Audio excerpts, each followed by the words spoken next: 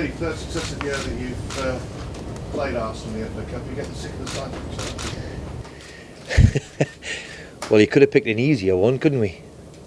I mean, I was just, the season after we played in the cup final, I remember the draw was being down at the Deep, the live draw. And just before we got in there, Alan Shearer come up to me and said, "You won't believe in the rehearsal, but you were first out the bag and you drew Arsenal." I says, "Get away, that can't be right, Al." And lo and behold, we were first out again. With the odds are just ridiculous. But when there was 4, 5, 6 balls left, the last draw was made. I think it was written in the stars again that we're going to go back to the Emirates. So could have been a bit more kinder to us. But whenever you go and play Arsenal and you go to the Emirates, then it's a fabulous occasion, big cup tie, and let's go and enjoy it and see what we can do.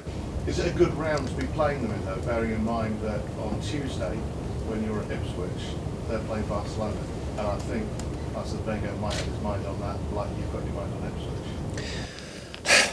Well, look, if they don't play Theo Walcott, they'll play Wilshere if he's fit, or they'll play Ramsey if. Their squad is getting back to somewhere near full fitness, so I'm led to believe. They've got a huge game on Tuesday, but so have we, in our own way.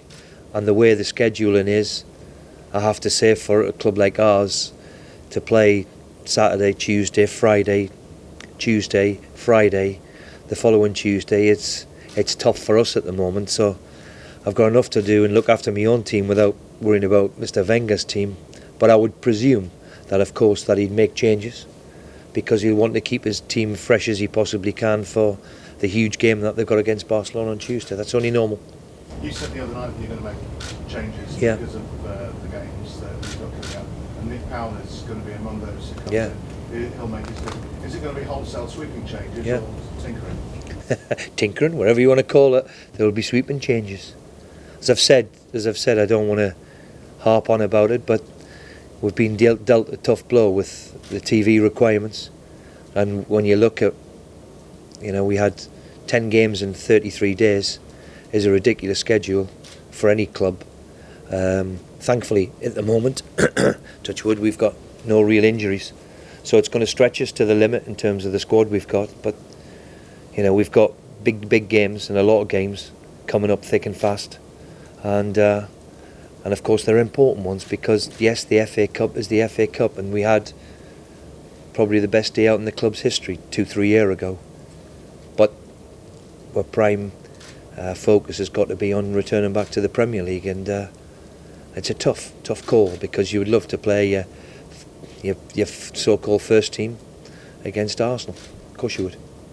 If you were to meet some Hull City fans before the game, and they said to you, well, why have you got hope that it can be third time lucky? What makes you believe this time it can be? What would you say to them? Well, we pushed them hard in the cup and we were 2-0 up, and we lost in extra time.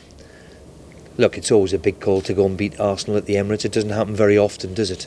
But we've seen before, Bradford last year go and turn over Chelsea. The FA Cup is the FA Cup, and from my first encounter in the FA Cup as a manager was against Arsenal, when Overmars scored the goal, which was a bit disputed, to say the least. It's always a great time to go and play them. So let's enjoy the occasion. Let's hope we'll have to play well, that's for sure, and see if we can pull off one of the big cup shocks and see if we can do it. Do you think of that game every time you play Arsenal? It's still there in the back of your mind? I think since then, Mr. Wenger in particular has always been kind to me. He's always given me a young player. And I remember David Dean at the time saying, "Steve, we've won not in the Arsenal way, and we'll grant you the replay," which everybody in Sheffield was delighted at the time. And we went and played the replay. We're 2-0 down after 8 minutes, and I'm thinking we didn't need a replay. But no, it was looking back on it, it's quite remarkable that it was 16, 17, 18 years ago, whatever it was. It's quite still fresh in the mind of that day where I nearly got arrested myself for taking the team off the pitch. You've got 2 young players at the moment on loan from Arsenal. They can't play. No. You've got Nick Powell as well, who we mentioned. Is the loan system good for a club like Well, what you're talking about in particular is young players, And certainly the young players we've brought in, the two Arsenal boys, the two fullbacks, Harry Maguire, young Sam Clucas, they've all thrived. They've all thrived and playing very, very well. So it's been very, very good for the young players in particular. So for them, I'm sure Mr. Wenger would probably let them play and savour the occasion. But obviously, FA rules are the FA rules that you can't. But it would be quite interesting to ask him personally if they would be prepared to play, because I think he would. As the roof comes down here, I don't know what the hell that was. Probably the air conditioning. I think it doesn't work like that at the Emirates, that's for sure. As far as Nick Powell is concerned, is there extra pressure on him? No, there's no pressure. I think the young players, I think that's why they thrive here. You know, they've come and let's go and see Nick Powell for what he is. He's only 21.